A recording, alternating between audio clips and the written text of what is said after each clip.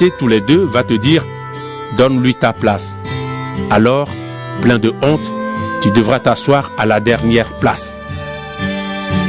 Au contraire, quand quelqu'un t'invite, va t'asseoir à la dernière place. De cette façon, celui qui t'a invité te dira en arrivant « Mon ami, prends une meilleure place ». Alors, tous ceux qui sont à table avec toi verront combien tu es respecté. En effet, celui qui veut être au-dessus des autres, on lui donnera la dernière place. Et celui qui prend la dernière place, on le mettra au-dessus des autres. Ensuite, Jésus dit à celui qui l'a invité: Quand tu donnes un grand repas, à midi ou le soir, n'invite ni tes amis, ni tes frères et sœurs, ni les gens de ta famille, ni des voisins riches. En effet, ils t'inviteront à leur tour et ils te rendront ce que tu as fait pour eux. Au contraire, quand tu offres un repas de fête, invite des pauvres, des infirmes, des boiteux, des aveugles. Alors tu seras heureux parce qu'ils ne peuvent pas te rendre cela. Mais Dieu te rendra cela le jour où il relèvera de la mort ceux qui lui ont obéi. En entendant ces paroles, un de ceux qui sont à table dit à Jésus: Il est heureux celui qui prendra son repas dans le royaume de Dieu. Jésus lui répond par cette histoire: Un homme prépare un grand repas et il invite beaucoup de monde. À l'heure du repas, il envoie son serviteur dire aux invités: Venez, maintenant c'est prêt. Mais tous les invités, l'un après l'autre, se mettent à s'excuser. Le premier dit au serviteur: Je viens d'acheter un champ et je dois aller le voir. Je t'en prie, excuse-moi. Un autre dit: Je viens d'acheter 5 paires de bœufs et je vais les essayer. Je t'en prie, excuse-moi. Un autre dit: Je viens de me marier, c'est pourquoi je ne peux pas venir. Le serviteur revient chez son maître et il lui raconte tout cela. Alors le maître de maison se met en colère et il dit à son serviteur: Va vite sur les places et dans les rues de la ville et amène ici les pauvres, les infirmes, les aveugles et les boiteux.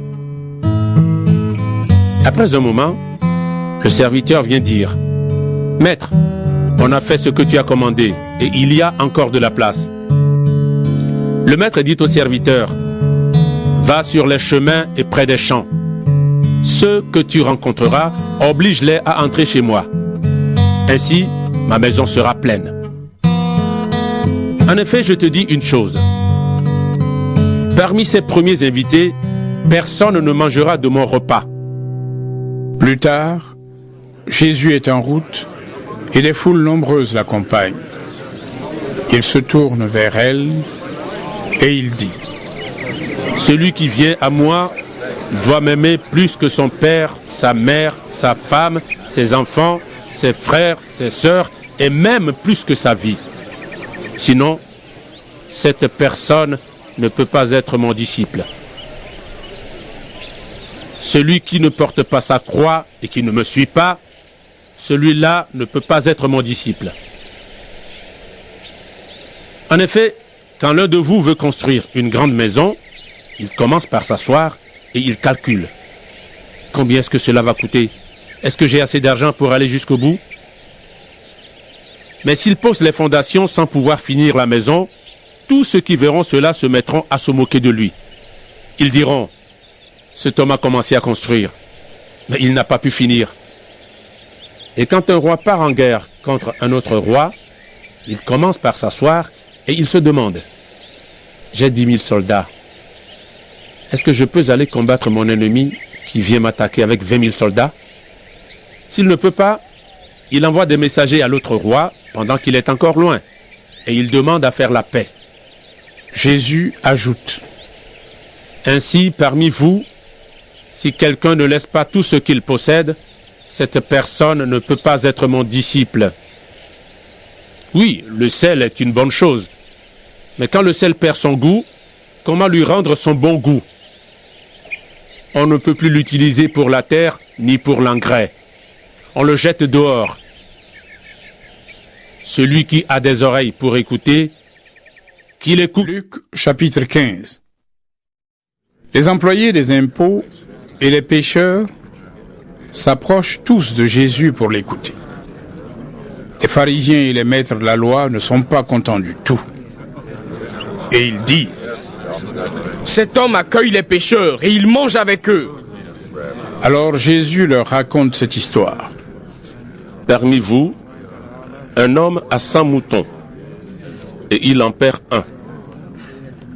Bien sûr, il va laisser les 99 moutons dans les champs et il part chercher celui qui est perdu jusqu'à ce qu'il le trouve. Quand il l'a trouvé, il est tout joyeux. Il met le mouton sur ses épaules, puis il rentre chez lui. Il appelle ses amis et ses voisins et leur dit: venez, réjouissez-vous avec moi. Oui, j'ai retrouvé mon mouton qui était perdu. Je vous le dis, c'est la même chose. Quand un seul pécheur change sa vie, Dieu est dans la joie. Sa joie est plus grande que pour 99 personnes justes qui n'ont pas besoin de changer leur vie. Écoutez encore. Une femme a 10 pièces d'argent et elle en perd une. Bien sûr, elle va allumer une lampe et balayer la maison. Elle cherche la pièce avec soin jusqu'à ce qu'elle la trouve. Quand elle l'a trouvée, elle appelle ses amis et ses voisines et leur dit: venez, réjouissez-vous avec moi. Oui, j'ai retrouvé la pièce d'argent que j'avais perdue.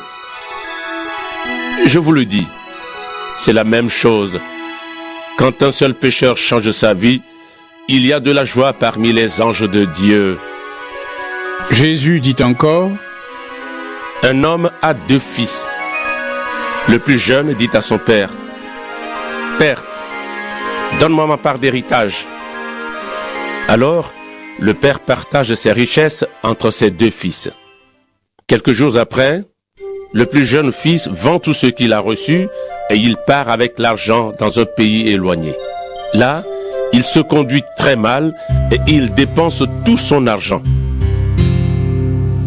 Quand il a tout dépensé, une grande famine arrive dans le pays et le fils commence à manquer de tout.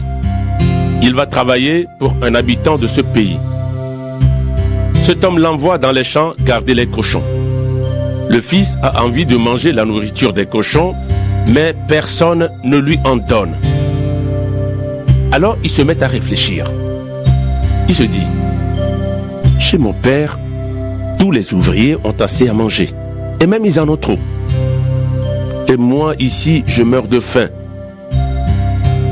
Je vais partir pour retourner chez mon père. Je vais lui dire: Père, j'ai péché contre Dieu et contre toi. Je ne mérite plus d'être appelé ton fils. Fais comme si j'étais l'un de tes ouvriers. Il part pour retourner chez son père. Le fils est encore loin. Mais son père le voit et il est plein de pitié pour lui. Il court à sa rencontre. Il le serre contre lui et l'embrasse. Alors le fils dit à son père: Père, j'ai péché contre Dieu et contre toi. Je ne mérite plus d'être appelé ton fils. Mais le père dit à ses serviteurs: Vite, apportez le plus beau vêtement et habillez mon fils. Mettez-lui une bague au doigt et des sandales aux pieds. Amenez le veau qu'on a fait grossir et tuez-le. Mangeons et faisons la fête. Oui, mon fils qui est là était mort et il est revenu à la vie. Il était perdu et il est retrouvé. Il commence à faire la fête. Pendant ce temps, le fils aîné travaillait dans les champs. Quand il revient et s'approche de la maison, il entend de la musique et des danses.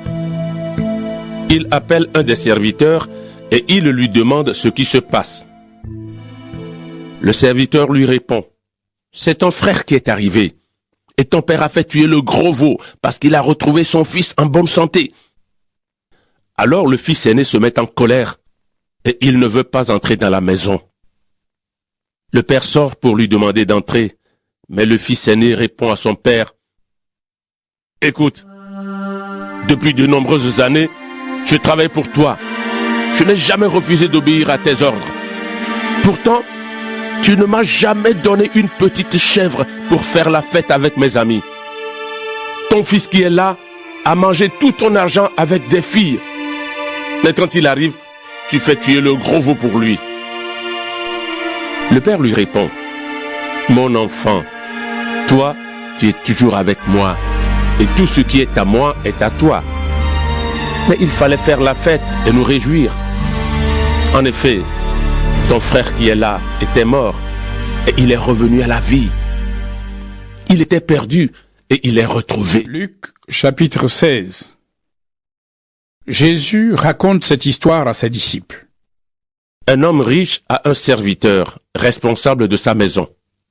Des gens viennent lui dire, « Ton serviteur gaspille toutes tes richesses. » Alors le maître appelle son serviteur et il lui dit, « Qu'est-ce que j'entends dire de toi? Rends-moi tous les comptes de la maison. Maintenant, tu ne pourras plus t'occuper de mes affaires. » Le serviteur se dit, « Mon maître ne veut plus que je m'occupe de ses affaires. Qu'est-ce que je vais faire? Travailler la terre?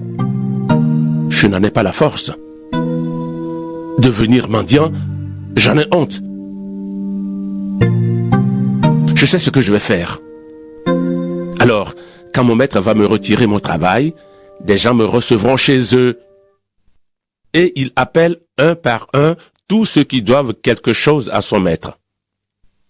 Il demande au premier, « Tu dois combien à mon maître ?» L'homme lui répond, « 100 tonneaux d'huile. » Le serviteur lui dit, « Voici ton papier. Vite, assieds-toi et écris 50. » Ensuite, le serviteur demande à un autre, « Et toi, tu dois combien ?» L'homme lui répond, « 100 sacs de grains. » Le serviteur lui dit, « Voici ton papier.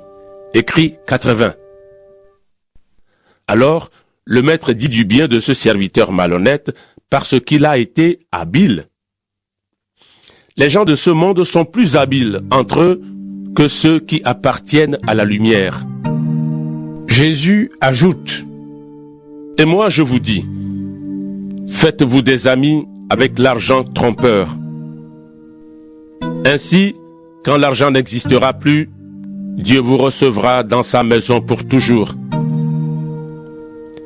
Quand on peut faire confiance à quelqu'un pour une toute petite chose, on peut lui faire confiance aussi pour une grande. Et quand on est malhonnête pour une toute petite chose, on est malhonnête aussi pour une grande. C'est pourquoi, si on ne peut pas vous faire confiance pour l'argent trompeur, qui va vous confier les vraies richesses?